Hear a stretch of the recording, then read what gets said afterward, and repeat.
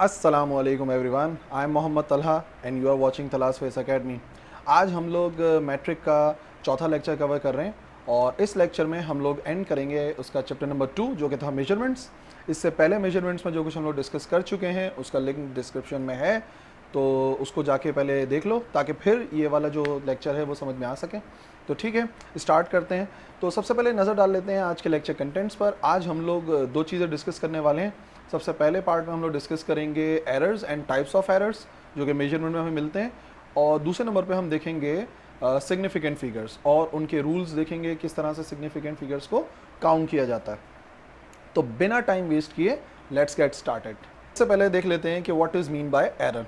तो याद रखो, error is the difference between the actual value and the observe value.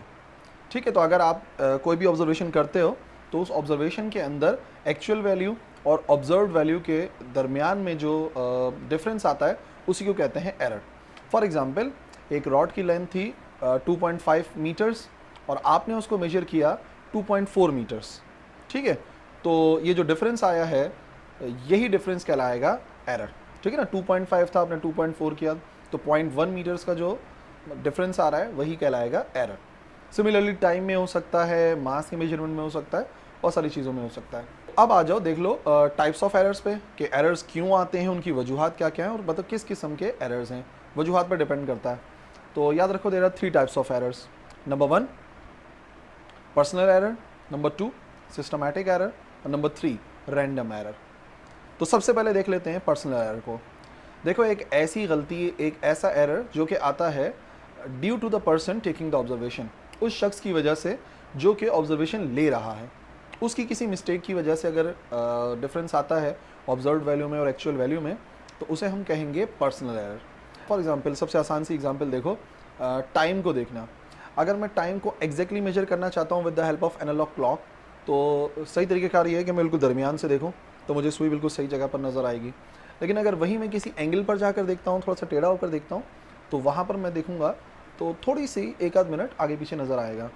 और अगर मैं किसी को वो टाइम बताता हूँ या ऑब्ज़र्व करता हूँ तो उसमें यकीनन कुछ एक आध सेकंड की गलती ज़रूर होगी, और ये गलती मेरी वजह से आई है क्योंकि मैंने सही तरीके से देखा नहीं, तो ये कहलाएगा पर्सनल एरर। सिमिलरली लेवल या वॉल्यूम मेजर कर रहा हूँ मैं with the help of graduated cylinder, तो तरीक़ेकार ये है कि आप लेवल में आके देखो, और दूसरी बात ये है कि लोअर मेनिस्कस को देखो। तो अगर ऐसे देखोगे तो करेक्ट है, लेकिन अगर मैं थोड़ा सा ऊपर से देखता हूँ तो मुझे पानी का लेवल थोड़ा अलग नज़र आएगा, तो मेरी ऑब्जर्वेशन में मिस्टेक आएगी, और यही मिस्टेक कहलाएगी पर्सनल एरर। नंबर 2 दूसरे टाइप का एरर कहलाता है सिस्टमैटिक एरर। सिस्टमैटिक एरर वो एरर है जो कि उस इंस्ट्रूमेंट की वजह से आता है जिससे ऑब्जर्वेशन ली जा रही है। ठीक है, तो अगर ऑब्जर्वेशन ली जा रही है एक इंस्ट्रूमेंट के ज़रिए और वो इंस्ट्रूमेंट ही ख़राब है, फॉर एग्जाम्पल घड़ी वाली मिसाल कोई देख लो कि भाई घड़ी रुकी हुई या 5 मिनट पीछे या 5 मिनट आगे, और मैं देखना चाहता हूँ उसमें टाइम, तो यकीनन मुझे टाइम गलत नज़र आएगा। सिमिलरली एक स्केल है या एक इंच टेप है जो कि यूज़ हो के अच्छा खासा स्ट्रेच हो गया है, तो अब अगर उससे मैं लेंथ मेजर करूँगा तो यकीनन मेरे लेंथ का आंसर गलत आएगा। तो ये मेरी वजह से नहीं आया, ये जो एरर आया है ये एरर आया है ड्यू टू द इंस्ट्रूमेंट। ये आने वाला एरर कहलाएगा सिस्टमैटिक एरर।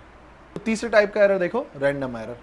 ठीक है, उर्दू में से कहते हैं गैर अख्तियारी, यानी जिस पे इख्तियार ना हो।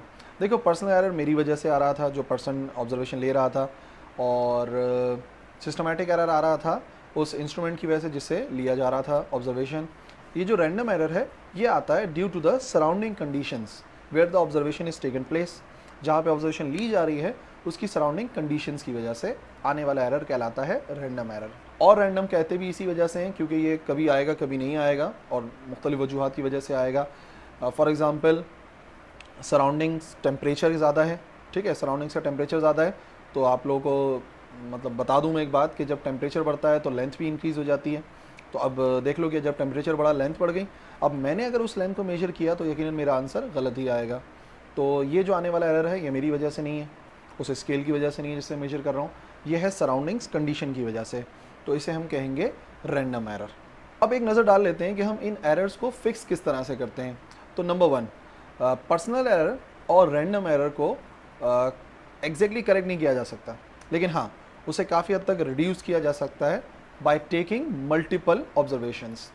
तो आप जब भी एक्सपेरिमेंट करोगे तो एक मरतबा नहीं ऑब्जर्व करोगे, बल्कि आप 3 ऑब्जर्वेशन लोगे, 5 ऑब्जर्वेशन लोगे, तो उसकी वजह यही है कि भाई हमारा जो रैंडम एरर है वो हो सकता है एक मरतबा आए, हो सकता है दूसरी मरतबा आए, हो सकता है तीसरी मरतबा ना आए। और पर्सनल एरर के साथ भी यही है कि भाई मैंने एक मरतबा गलत तरीके से देखा, हो सकता है दूसरी तीसरी मरतबा मैं सही तरीके से देख लूँ। तीसरा जो एरर था हमारे पास सिस्टमैटिक एरर, उसे करेक्ट करने का तो एक बेहतरीन तरीका है, वो है by finding the zero error. जो एरर उस इंस्ट्रूमेंट के अंदर है उसी को क्यों ना मालूम कर लें। फॉर एग्जाम्पल अगर एक घड़ी 5 मिनट आगे है, ठीक है, तो मैं हमेशा क्या करूँगा, जब भी टाइम देखूंगा तो उसमें से 5 माइनस कर दूंगा। तो अगर एक मरतबा मैं इंस्ट्रूमेंट के अंदर मौजूद एरर फाइंड कर लूँ तो हमेशा अपनी ऑब्जर्वेशन में से उसको माइनस करा देंगे। जब माइनस करा देंगे तो जो रीडिंग है वो बिल्कुल करेक्ट हो जाएगी और वो कहलाती है करेक्टेड रीडिंग। पर्सनल और सिस्टमैटिक में रिड्यूस करते हैं और इसमें हम एरर को बिल्कुल करेक्ट भी कर सकते हैं।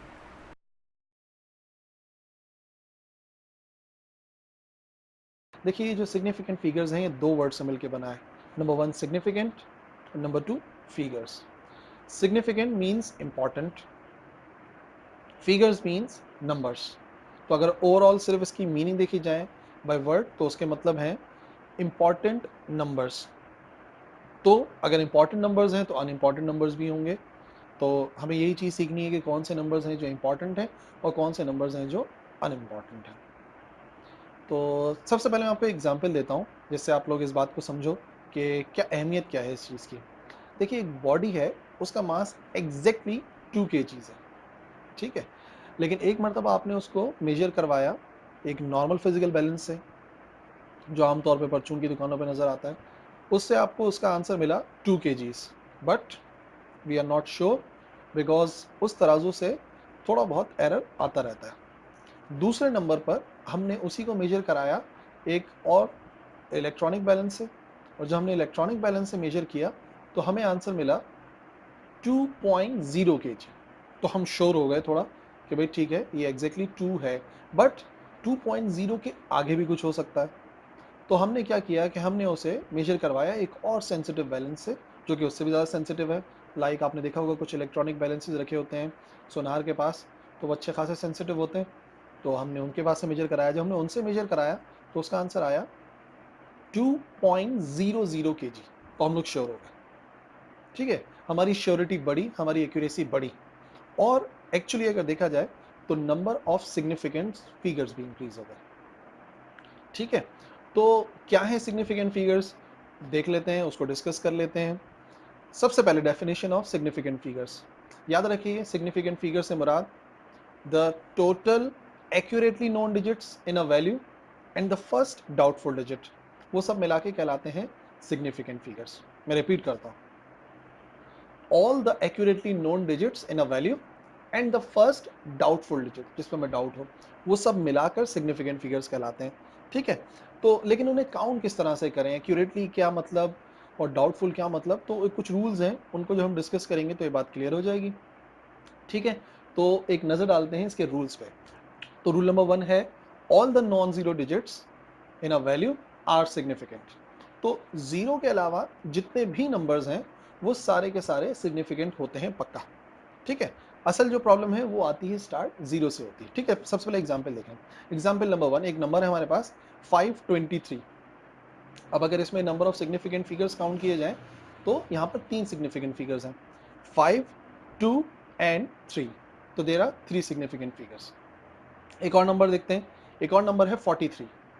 तो अगर 43 को देखा जाए तो 43 में 2 सिग्निफिकेंट फिगर्स हैं, 4 एंड 3, ठीक है। तो ये बात तो याद रखिए कि जीरो के अलावा जितने भी नंबर्स हैं उन सबको तो काउंट करना ही करना है, ठीक है। Rule number 2, according to rule number 2, all the zeros present between two non zero digits are significant. वो तमाम के तमाम जीरो जो दो नॉन जीरो नंबर्स के दरमियान में हैं वो सारे के सारे सिग्निफिकेंट होते हैं, उनकी भी अहमियत है, उनको भी काउंट किया जाएगा। For example 2001, 2001। तो अगर इसके अंदर देखा जाए तो 2 और 1 तो सिग्निफिकेंट है according to rule number 1, but दरमियान में मौजूद जो दोनों जीरोज हैं वो भी सिग्निफिकेंट हैं। और वो क्यों सिग्निफिकेंट है अकॉर्डिंग टू रूल नंबर 2, क्योंकि वो दो नंबरों के दरमियान में आ रहे हैं। एक और एग्जाम्पल है 405 यानी 405। तो 405 को अगर देखा जाए तो 405 में 3 सिग्निफिकेंट फिगर्स हैं, 4 है, 0 है और 5 है। 4 और 5 तो होंगे अकॉर्डिंग टू रूल नंबर 1, लेकिन ये जो एक 0 आ रहा है ये सिग्निफिकेंट इस वजह से है क्योंकि ये दो नंबरों के बीच में मौजूद है। ठीक है, आते हैं रूल नंबर 3 पर। रूल नंबर 3 है फॉर नॉन डेसिमल नंबर्स। एक ऐसे हम उन नंबर्स की बात करेंगे जिनमें डेसिमल मौजूद नहीं है।